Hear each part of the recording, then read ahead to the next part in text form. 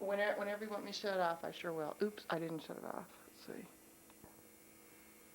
My grandfather Heine came from Germany, and he and his two brothers came from Germany because they didn't want to go into the service there. And the first place they landed in America was at West Point, Nebraska. Then they came to Dodge County and homesteaded land.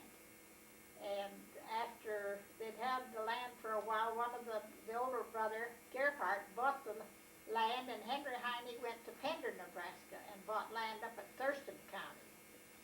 And my dad left the home when he was a young man of 21 and worked for the Homequest Lumber Company in Pender. And he worked there a number of years, and then he and my mother were married in 1897, I believe. I don't know. Do you know how they got here to the United States? Do you know where, do they come, like, well, I'm sure they came first on a boat, and then they... To New York, and Do you then know, they came... did they live there for a while, or did they come straight here? No, they came right over to West Point, Nebraska. What brought them to that area? A trade. But I mean, how did they know people that lived there, or They were strangers. just because they could homestead? Okay. John was died in, What? they were married in 1898. Yeah. Dad and mother were married at St. Peter's Church, or St. Paul's Church out north of Hooper here in 1898. And Do you know what time of the year they were married? they were married in November. No, yeah. I think so. How many children did your... And my brother Art was born in 1899. And I was born in 1900 in Pender. Were all the kids born in Pender? And I was about 6 years old when my sister was born. And then she was about 2 years old, my brother Herman was born. And my brother Herman was about 5 years old, and then my brother Walter was born. And then my brother Glenville was born. So there were 6 of us in the family.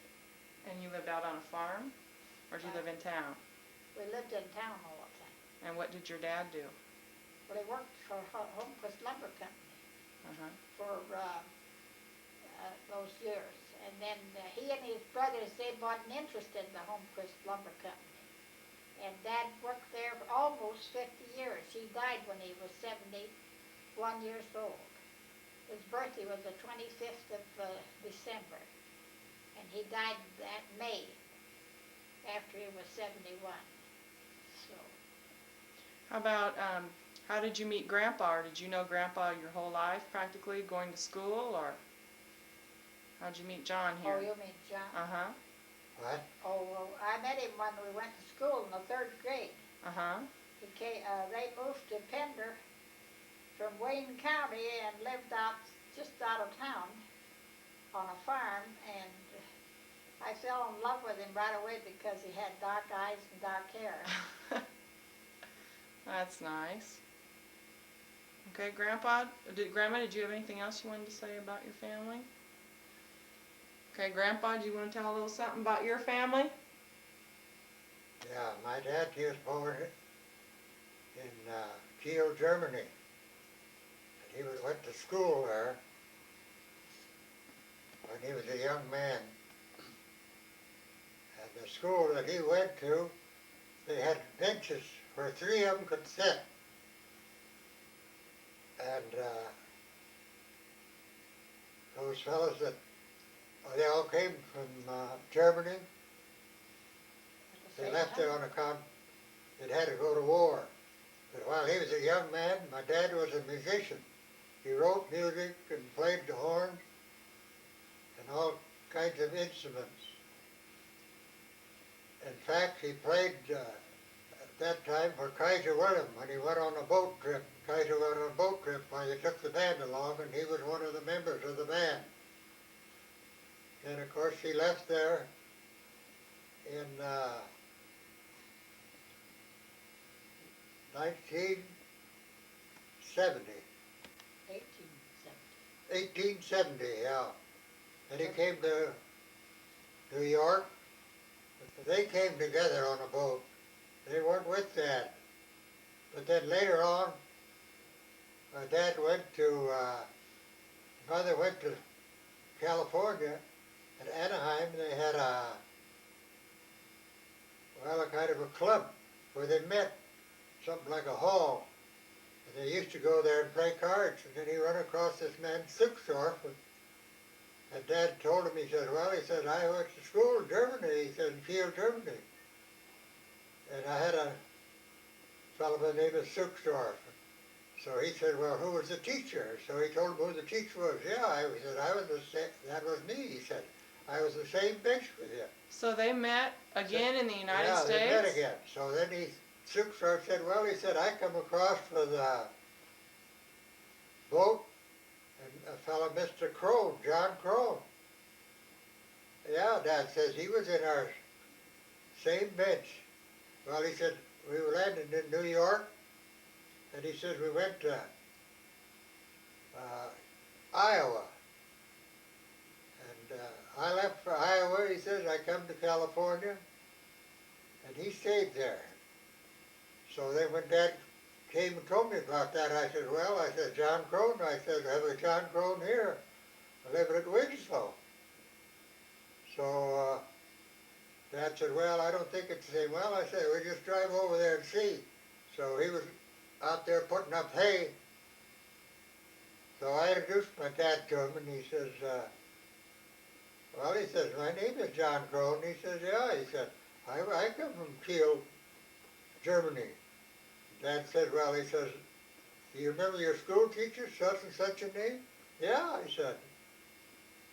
Well, he said, that was me then.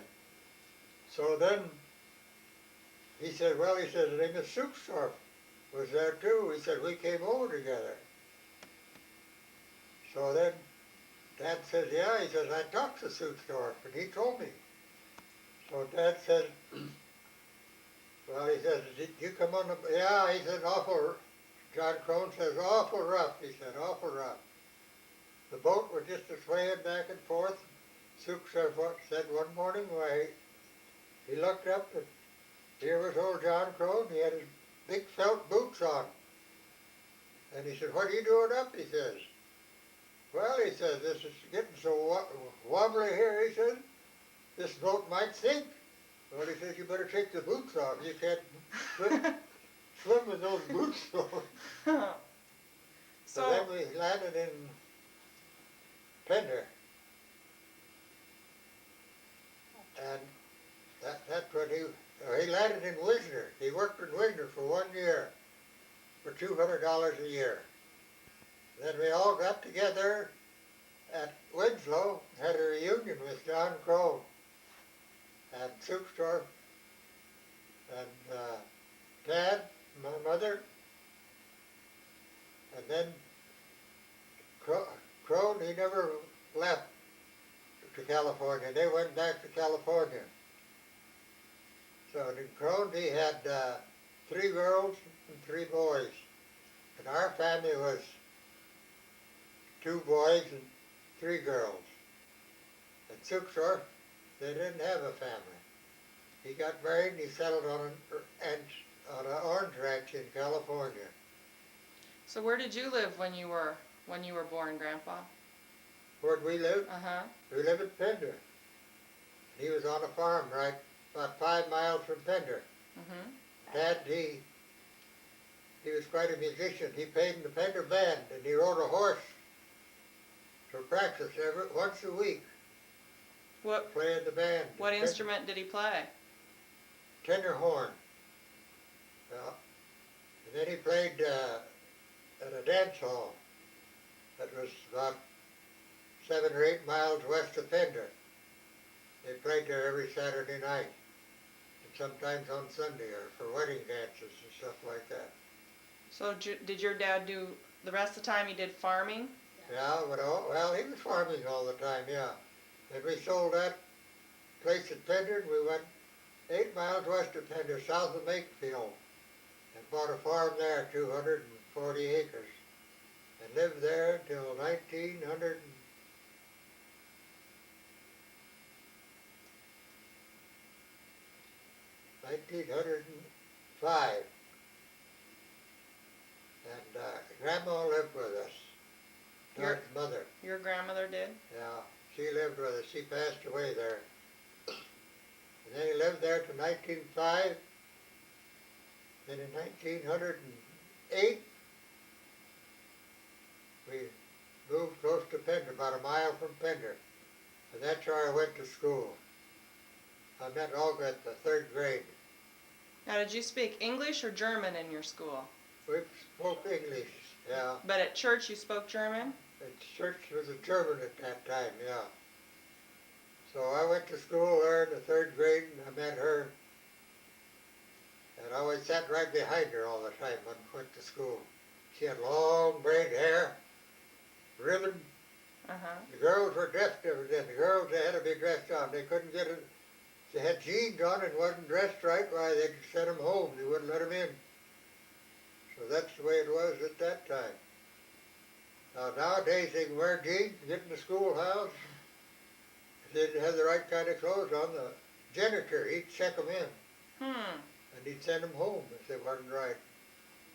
And Olga had long braided hair, and she had ribbons in her hair. Why don't you tell about how many kids there were in your family, Grandpa, and what their names were? Well, there was 5 of us. Well, my oldest sister, she got to be just a year old, and she died.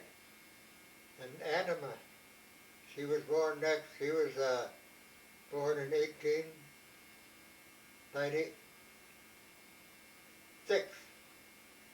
And I was born in 1898. And my brother Herman was born in 1900. And then my sister, Elise, she was born in 1903. And Martha, she's 77 years old, so she must have been born. Well, if it's 1986 Yeah, now, we can about do our 19 math later. I don't Yeah. know for sure. So then, in 1919,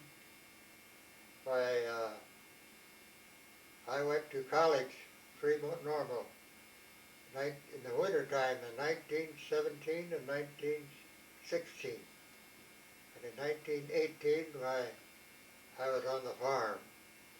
Then I went to Rosalie, worked in the bank. And I worked in the bank there for a year. Then I came home. I was going to service, pick corn, so I was going to be drafted. So I picked corn, and of course armistice was signed in 1919, so I didn't have to go. So I stayed on the farm. Then in 1919, why, the folks sold their farm. That was during after the war. And they sold the They farm moved to California then. because of your mother's kidneys? Bladder. Bladder. Uh-huh. So, She couldn't stand the cold weather. yeah. So then after they moved to California, then what? Then where did you go? Well, We were married when they moved we to were California. married. That was 1928. 1921 we were married. We lived in Pender, and I worked in the bank then, the First National Bank in Pender. Then we started a bank of our own, and the cashier that we had that started it, well, he left, so then we sold out to the Pender State Bank. What year was that? That was 1929. So you were a banker. 1930, yeah. And then in 1931, I came down here to Hooker. I heard about the furniture store, so I bought that then. Clark And I went Ward. back to Pender. We had a furniture store and a funeral home. And I saw Clark Ward, and took him in as a partner. We came down here the 1st of August in 1931. So Clark Warren lived in Pender also? He worked for He was the Debbie as a Methodist mortician, minister's yeah. son. And he was already a mortician? He was already a mortician, yeah. And then, so then you got him to come down here with you so you could run the furniture store and the Yeah. mortuary? He came down here, and I stayed at Pender and finished our business. We came down in October then, in 19. We What do you stayed want? until after Mary Ann was born So Mary Ann was born in Mary Pender? was born, in Pender yeah, in 1931. 1931, so, And then when you moved here, where was your first house at? We lived on Cedar Street on. We lived right there across the where street here. Sagersmans lived. That's what Mom said. I never knew you lived there. We lived there till December. My father's stepsister owned the house, and she had an invalid grandson. She was taking care of him, and she decided to move back, so we had to move. And we had to move in January. And Mr. Rebbe's mother died in December, and we asked if Louis Alperston was a lumberman dealer, and he said, I'll ask Henry Rebbe if you can't move in with him. And so he did, and he said, I have to see the people first. So we went over one time, and yeah, it was all right, he'd take us. And so we lived there a number of years, and then he wanted to sell the house. He got ill and moved and died, so they wanted to sell the house, and I didn't want a two-story house. So we moved, and moved on Myrtle Street in Hooper. That's where I knew where you lived? And it's pretty rough times at that time. Things weren't selling very good. At the furniture store? Oh, yeah. We sold sewing machine needles. Yeah, I think we had a good day, we sold sewing machine needles. And So did you Mark and I, we lived on $100 a month. is that right? That's what we drew out of the bank, out of the store, $100 each. And that's what we lived on. Now did The you sell, groceries were cheap at that time, and we got by on it. did you sell furniture and when did you start selling carpet, or did you sell all that? Well, we sold the furniture and linoleum and stuff. The carpet, Came in later. that came later, carpet and stuff. We didn't get into that until later on. Well, Grandpa, how about your politics when you were telling me about how you gave William Jennings Bryan a ride once in the car? He was Oh, all- yeah. Yeah, why don't you tell us a little bit about your political stuff? He's a Democrat. Well, I'm born a Democrat. My dad was a Democrat. And when I was 22 years old, I run for the legislature in Pender. They had a fellow that was running, and they wanted him to get beat, so I run for the legislature. I was in the bank at that time. And I won. I beat him. And then after I won, why, I resigned, and then they appointed a guy to the legislature that they wanted. But at that time, why, William Jennings Bryan, he come to Hooper, or to Pender to make an address On the train. on the train. And the train, I had to meet him at Emerson. I borrowed Mr. Heine's car and went up there and got him at Emerson. And we got about halfway to Thurston, the town on this side of Emerson, and he looked back, and he said, we got to go back, he says. My reporter isn't with us, we didn't pick him up, he said, I forgot about that. So we had to go back to Emerson and get him, and we went up to Pender. So- And Was he a pretty nice man? he ran for president one time, I think in 1896. And I remember when he gave his speech, he was a real good orator. I can remember one thing he said. He says it got things in the community, he says, if they want to build something, build a school or something, he says, always before it, he says, to the public. But he says, if election comes, he says, vote against it if you want to. So that's the way he said, always before everything. He was a good man.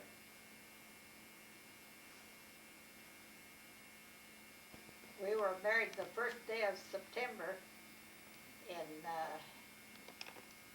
1921. And we were married at high noon. That was something new. And our neighbor ladies cooked the luncheon. They were Mrs. Elsinger and Mrs. Walters. And we just had the very immediate family. John's uncle and aunt lived in town. Their name was Jost, August Jost, and his wife. And we had it at the home. We had our luncheon at the home. In the afternoon, they took us to West Point by car, and we took the train into Fremont. And we spent the first night in Fremont at the Pathfinder Hotel. And we called our former pastor that was going to Midland College, Reverend Cletty, and they invited us out for dinner to their house, and Mrs. Cletty's mother lived with them. And so we went out to their house, and then they took us out car riding, and we were going to take the early train to Omaha to buy furniture and then go to California. And old Pastor Cletty said, oh, you don't have to go on the first train. He said, go on the last train. And so they toured us all around Fremont, showed us the town of Fremont. And Mrs. Cletty's mother lived with them, and she had been with Mother Wollmer at Missouri, at the Hot Springs, Missouri, in Missouri for they took treatments down there, and baths for their kidney trouble, or bladder trouble. That's how we got so close to Pastor Cletty. And he went to Midland because he was from Germany, and he had an accent, and he was trying to lose that, and he couldn't. So he moved east, where everybody has a foreign language accent, and it was in a church there. We took the evening train to Omaha, and my dad met us the next day, and we bought furniture. And then Dad went home, and we took the train to California. So did your dad take the furniture back on a train, or how did he get the furniture back? We just got the furniture after we got back from California. How'd you get it from the furniture store to your place? Well, they shipped it. Yeah, On the train or something? train. How about that? Why don't you tell about your trip in California? Well, we went to California. Nobody knew it was coming, and John's aunt and them had been to a funeral in Anaheim, and we met her on the street, and oh, she just had a fit when she saw us. She had been in Pender and met us all, you know. They'd been to Germany. So she took us out to their house, and she had a child about 8 years old, a girl, and a boy that lived at home yet. And this girl was 8 years old, and she liked to play the piano. So if we'd sleep late, why, she'd play the piano and try to get us to get up, you know. So, and then we had a lot of retired farmers from Pender that were out there, and they all entertained us. So our California trip didn't cost us too much. Everybody entertained us. And one farmer friend took us to Catalina Islands. And I couldn't stand the boat. I couldn't stand to see the water, the light on the water. So I'd have to go down into the bottom of the boat, and so I wouldn't get seasick. And then we went to Catalina, and we saw Catalina Island, and come back, and then we stayed all night with the Pulses. So we really had a wonderful trip. What do you remember about your honeymoon, Grandpa? What? What do you remember about your honeymoon trip? I don't know. I can't remember much of it. Can't? Huh? You can't? No. So did Anaheim, you said Anaheim changed pretty much since you Oh, remember yes. it. Oh, yeah. Yeah, the folks had a big house there. They didn't have it when we was married, see. They didn't have it until No. afterwards. Later on. We visited California often after the folks moved out there. And they lived in Anaheim? They had an orange ranch. Well, And they sold the orange ranch and they bought a house in Anaheim on Broad Street. And they lived there until Grandma Wollmer died. And then Mother Wollmer became poorly and they had a housekeeper. And his sister had cancer and she was upstairs with nurses around the clock. And Mother Wollmer died the 3rd of July in 1951. yeah, And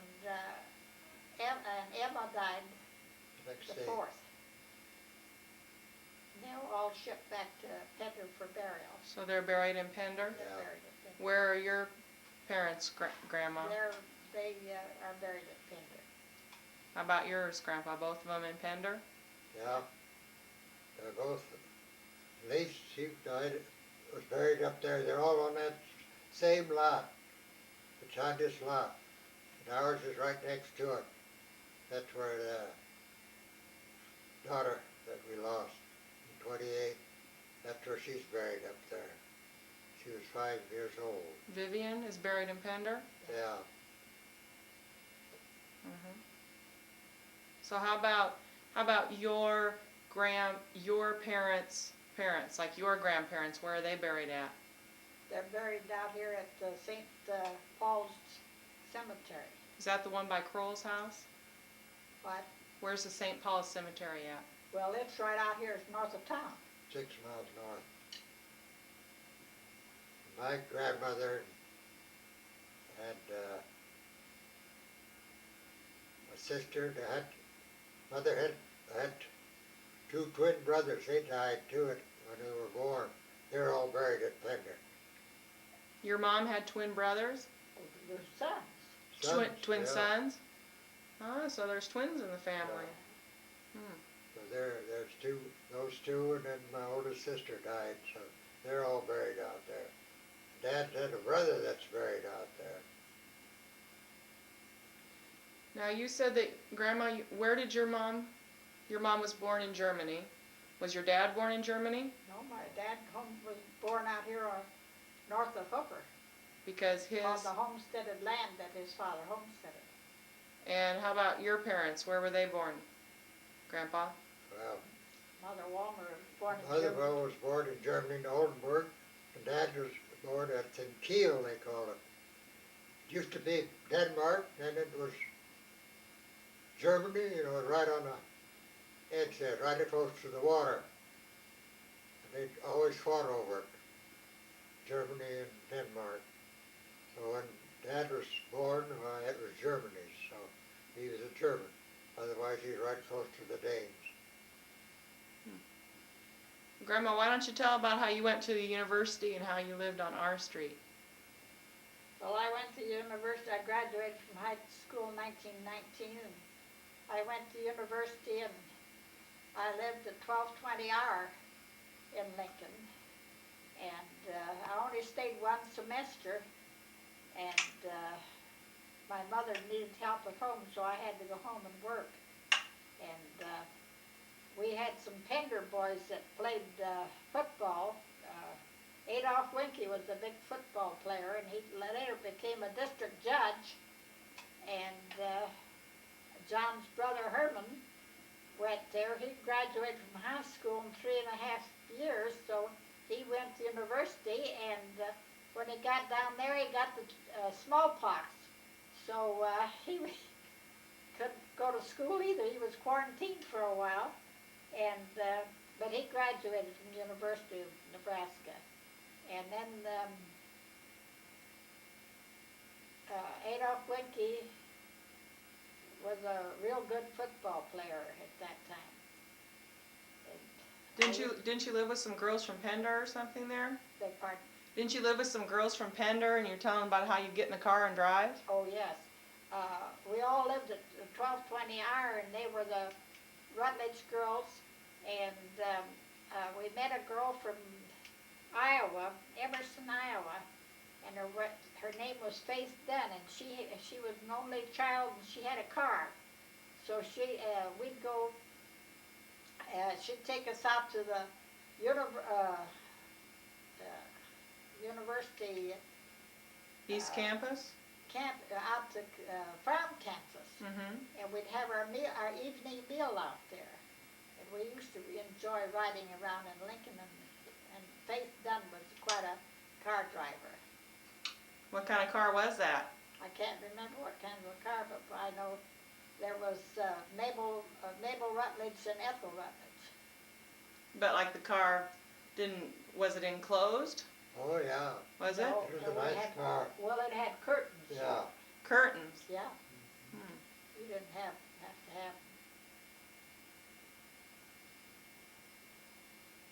How about those pictures I have up in my bedroom, those ones that a woman friend of yours drew from California or something? Well, that was my girlfriend. She moved to California when she was a little girl, and she's living in Oakland, California, and she's an invalid right now. I've called her now last year for Christmas and talked to her, and her husband said, well, this is going to cost you something. I said, I know, but I want to talk to Amanda. Well, she wasn't hardly able to talk last year, but she talked to me this year. So I called her again this year. Didn't she make costumes or something? Was that her? She was Hat designer. a hat designer. She had a hat designing shop in California. Grandpa, why don't you tell about when you were bowling all the time, when you were a real good bowler? Oh, that was in 1930s. I had a bowl in Fremont. I bowled with the Coca-Cola company. And they were all Fremont guys. And in 1934, we went to Chicago to a national bowling tournament. The 5 of us took our wives along. We started out in cars. Started out in the cars. We got as far as Des Moines. Des Moines, Iowa, and it hit the big snowstorm, so we had to go on the train. Did you leave your cars in Des Moines then? Left the cars in Des Moines, went on the train, went to Chicago, and we stayed at the Medina Club. And that was when the times were kind of tough, so we all went out to eat, and we thought, well, we wasn't going to spend too much money. We just bought us sandwiches. And those sandwiches was about $2.35 a piece. And that was a one fellow lot says, then. well, he said, We wanted to eat, but we didn't want to buy the he joint. says, I didn't want to buy the place, but we wanted to eat. So we went to the bowling tournament. And there's 200 bowlers that go on at one time. So we were all pretty good bowlers, but we didn't do very good. I guess we stage fright. And the next time we went to Minneapolis, no, Minnesota. Yeah. And we stayed there. We done pretty good there. But my double partner, he got sick. He had seizures.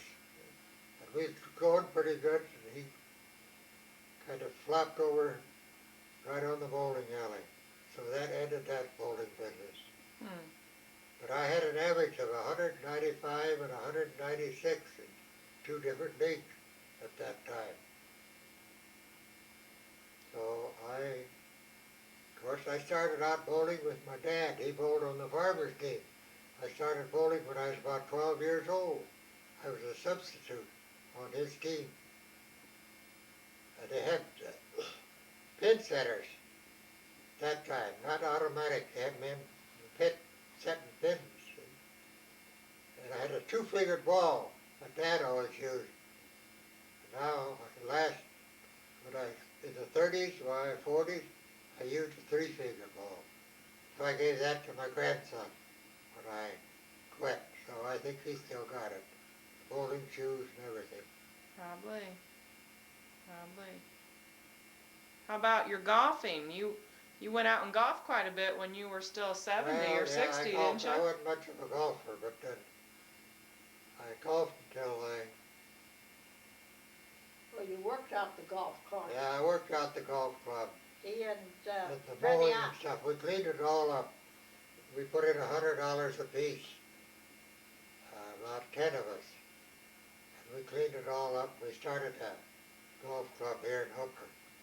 That's really in nice shape now. Beautiful It sure course. is. But I remember you still went out to the golf course quite a bit when you were in your 70s even, didn't you? Oh yeah. Well, his eyesight got bad. He couldn't see Uh-huh. at all. I used to run the mow it and stuff like that. We cut out all the trees and took all the roots up. But now it's a beautiful place. I think it costs about $159 or $60 for a membership now. Yeah. Do you remember when the dance hall was out town? Did you go there very often? Yeah. That's Yeah. where we used to dance. I was on the town board when this new dance hall was built.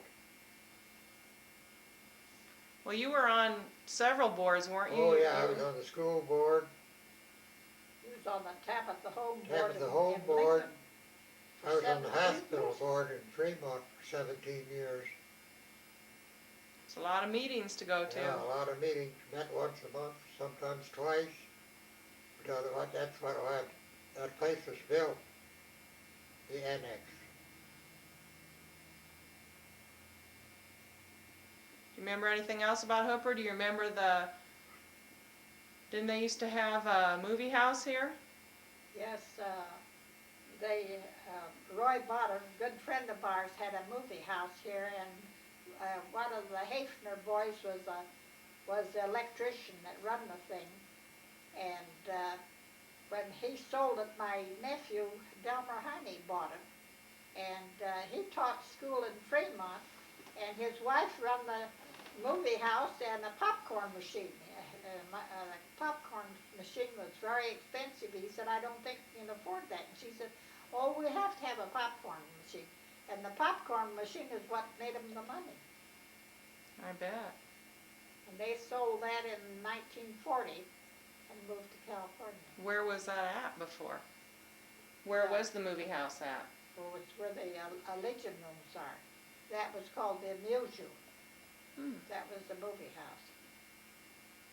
Well, and then wasn't Hooper without a doctor for a while, Grandpa? What? Wasn't Hooper without a doctor for a while? Oh yeah, Hooper was not a doctor for quite a while. When we first came here, they had 3 doctors. And Dr. Heidi died, why that was the last one. So when I was on the town board, why we had a committee of 3 of us. We went out looking for a doctor. We drove all over the western part of the state. Finally we got this doctor, Dr. Heisel. And we helped finance him. Turned out to be a real good doctor. He came in 1961. So he's been here over 25 years. Yeah. How about the floods? Do you remember when the floods came through here? Yeah, 1944. We had water in our basement, and it lacked about 2 inches of hitting the floor. And we were asked to stay with some friends of ours out in the country. Wasn't it Gredeke's? Yeah. We stayed out to Gredeke's until the water went down. And then, of course, we had our wash machine and everything was down there, and our furnace. A lot of houses, it was about 2 or 3 feet deep In the house. in the house. We didn't have any water in our house. What was that, in the spring when the snow melted, or what caused it? Well, it was the rain Yeah. in June. June. It was just before your folks' golden wedding. Yeah. It was in our furniture store. Was it? Yeah. All our,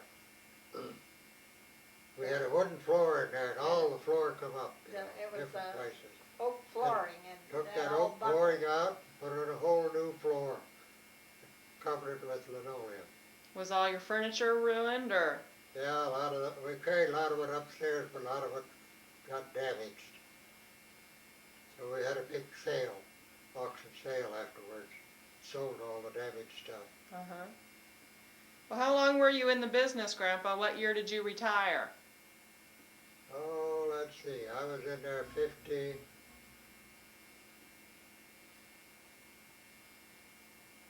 53 years, Wow.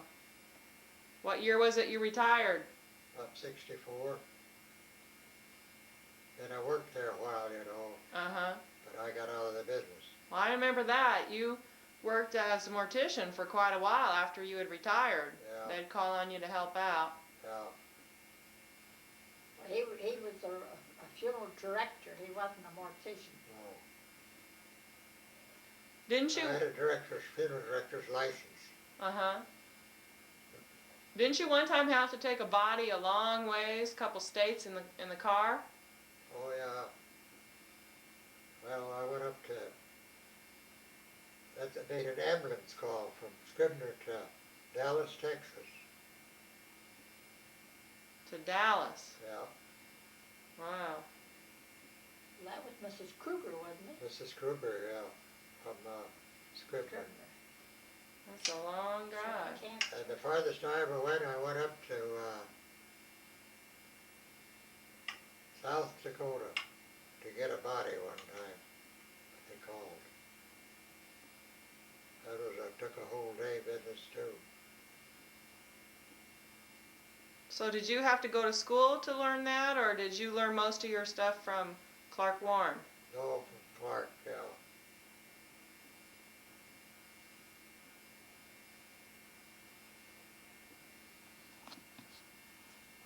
And a friend of mine and I would walk out in the country, and then when they'd come back, well, then they'd pick us up and bring us into town. We'd try to flag around. Oh, so you'd walk out of town just to get a ride in their car? Yeah.